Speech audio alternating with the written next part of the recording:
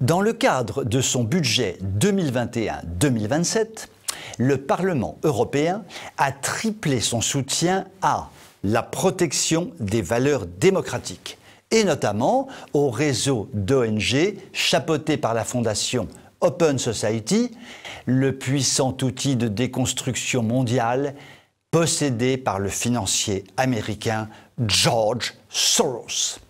Selon le rapport approuvé par 426 voix contre 152, l'Union européenne allouera donc 1,8 milliard d'euros au nouveau programme européen Droits et valeurs dans le prochain budget, au lieu des 640 millions initialement prévus par la Commission.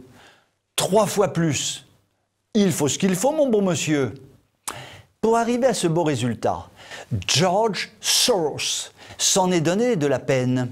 Ces 12 lobbyistes ont rencontré 52 fois par année les représentants des commissions européennes, soit une moyenne d'1 fois par semaine.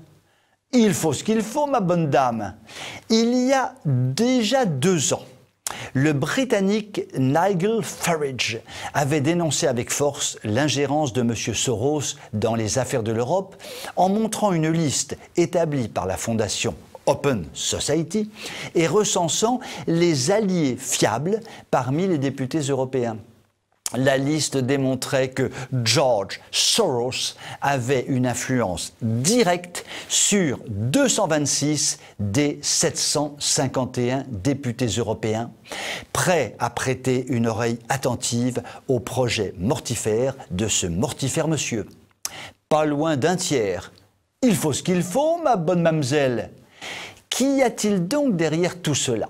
Eh bien, derrière tout cela, il y a le mirifique projet obsessionnel à la sauce Soros de société ouverte, ouverture des frontières, accueil des migrants, libération sexuelle, destruction des valeurs morales, protection de la fourmi du Cantal, préservation du moustique du Danube et autres fariboles. Une complicité à l'échelle internationale pour le démantèlement de ce à quoi nous tenons, notre culture, notre civilisation, notre identité. Viktor Orban, qui essaie courageusement en Hongrie de lutter contre ces projets délétères, s'est fait taper sur les doigts par Bruxelles l'été dernier. Il a fallu rappeler à l'ordre le dirigeant hongrois et cela a été fait en urgence, selon les termes employés par Bruxelles. Quelle urgence, on se le demande vraiment. Quoi qu'il en soit, le projet européen Droits et valeurs, doté d'1,8 milliard d'euros, sera, n'en doutons pas, un nouvel outil de destruction de tout devoir et de toute morale. Vous pouvez m'écrire si vous le voulez.